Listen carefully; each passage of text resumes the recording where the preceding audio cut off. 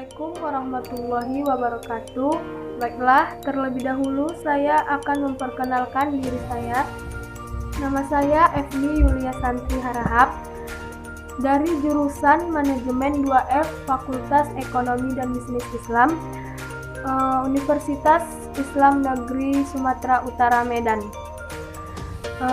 Baiklah, pertama-tama yang terhormat kepada Ibu Lia Saada selaku dosen kewarganegaraan di jurusan Manajemen 2F.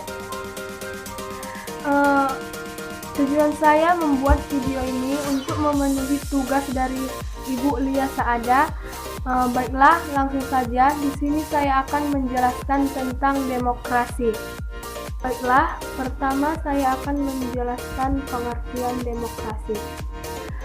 Kata demokrasi berasal dari bahasa Yunani yang terdiri dari dua kata, yaitu demos rakyat dan kratos kedaulatan.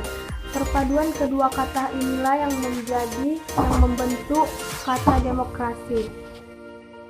Demokrasi merupakan sebuah kumpulan ide atau prinsip tentang kebebasan, bahkan juga mengandung sebuah praktik dan prosedur menggapai kebebasan yang terbentuk melalui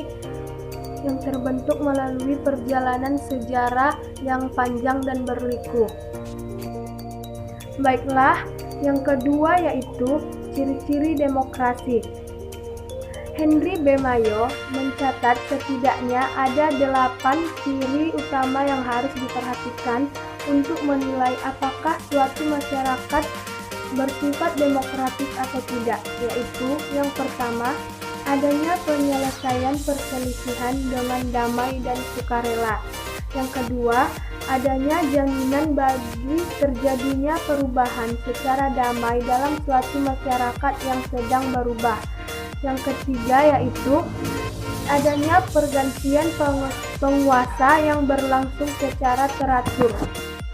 Dan yang keempat yaitu adanya pembatasan atas pemakaian kekerasan secara minimum.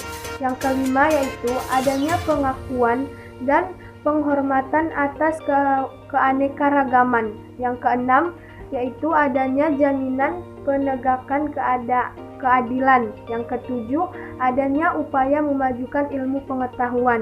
Dan yang terakhir yaitu adanya pengakuan dan penghormatan terhadap kebebasan.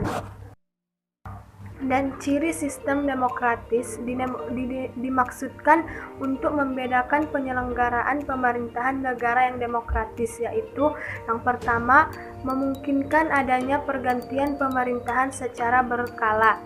Yang kedua, anggota masyarakat memiliki kesempatan yang sama menempati kedudukan dalam pemerintahan untuk masa jabatan tertentu, seperti presiden, menteri, gubernur, dan lain-lain.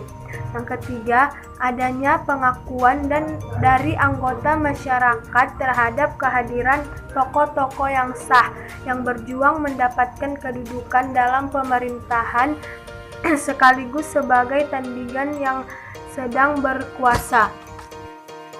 Yang keempat, dilakukan pemilihan lain untuk memilih pejabat-pejabat pemerintah yang diharapkan dapat mewakili kepentingan rakyat.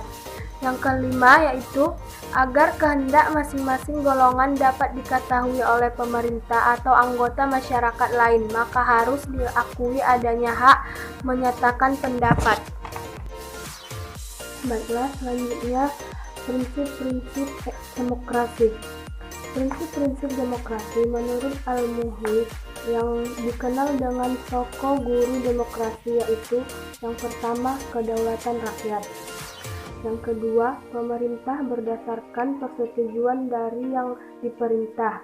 Dan tiga, kekuasaan mayoritas dan perlindungan hak-hak minoritas. Yang keempat, jaminan hak asasi manusia. Kelima, pemilihan yang bebas. Dan yang keenam, yang ketujuh, proses hukum yang wajar. Yang kedelapan, pembatasan pemerintah secara konstitusional. Yang kesembilan, pluralisme sosial, ekonomi, dan politik. Dan yang terakhir, nilai-nilai toleransi. Baiklah, Yang terakhir, saya akan membahas tentang kelebihan dan kekurangan demokrasi. Pertama, saya akan membahas tentang kelebihan sistem demokrasi. Kelebihan sistem demokrasi yang pertama yaitu adanya kesamaan hak yang mengakibatkan tiap masyarakat boleh dalam mengambil bagian dalam bidang politik. Yang kedua, penerimaan akan suatu kekuasaan. Yang ketiga, menghindari adanya monopoli kekuasaan di tangan penguasa. Yang keempat, melindungi kepentingan rakyat. 5. Memiliki prinsip kesetaraan. 6. Sedikit peluang revolusi. Dan yang ketujuh, pemerintah yang stabil. Baiklah, sekarang kekurangan sistem demokrasi. Yang pertama yaitu kepercayaan rakyat kepada penguasa sangat mudah digoyahkan. Yang kedua, berkaitan dengan kesamaan hak akan kerap dinilai tidak adil. Yang ketiga, konsentrasi atau fokus dari pemerintah yang sedang menjabat menjadi berkurang. Yang keempat, pemerintah oleh orang yang tidak berkompeten. Yang kelima, pemilih tidak tertarik kepada pemilu. Yang keenam, pengaruh kuat dari partai politik. Dan yang terakhir, penyalahgunaan dana rakyat. Baiklah, sampai di sini yang dapat saya jelaskan tentang demokrasi. Kurang dan lebih saya mohon maaf.